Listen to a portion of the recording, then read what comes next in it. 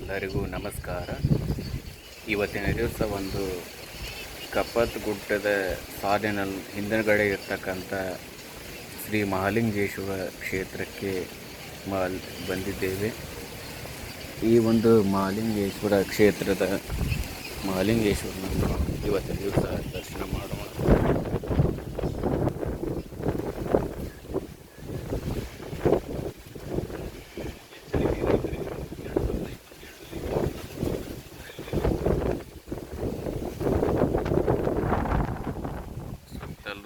ಕಾಡು ವನಗಳಿಂದ ಗುಡ್ಡ ಬೆಟ್ಟಗಳಿಂದ ಕೂಡಿರ್ತಕ್ಕಂಥ ನಿಸರ್ಗ.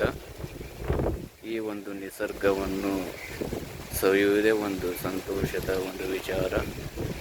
ಹಾಗಾಗಿ ಈ ಒಂದು ಗುಡ್ಡದ ಸಾಲು ಇದು. ಈ ಗುಡ್ಡ ನೋಡಲು ಔಷಧ ವನಸ್ಪತಿ ಇರ್ತಕ್ಕಂಥ ಈ ಒಂದು ಬೆಟ್ಟ ಗುಡ್ಡಗಳ ಸೌಂದರ್ಯ ನೋಡಲು ಹಾಗೂ ವಿರಕ್ತ ಮಠ, ಮಹಾಲಿಂಗೇಶ್ವರ ವಿರಕ್ತ ಮಠ ಇದು. ಈ ಒಂದು ವಿರಕ್ತ ಮಠವು ಸಹ ಪುರಾತನ ಕಾಲದಿಂದ ಇರ್ತಕ್ಕಂಥದ್ದು. ಹಾಗಾಗಿ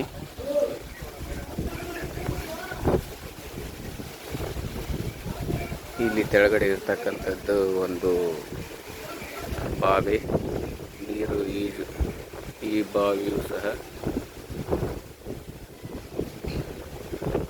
ಇದರಿಂದನೇ ಒಂದು ಊಟ ಉಪಚಾರಕ್ಕೆ ಕುಡಿಯುವುದಕ್ಕೆ ಉಪಯೋಗಿಸುತ್ತಾರೆ. ಎಲ್ಲರಿಗೂ ಧನ್ಯವಾದಗಳು.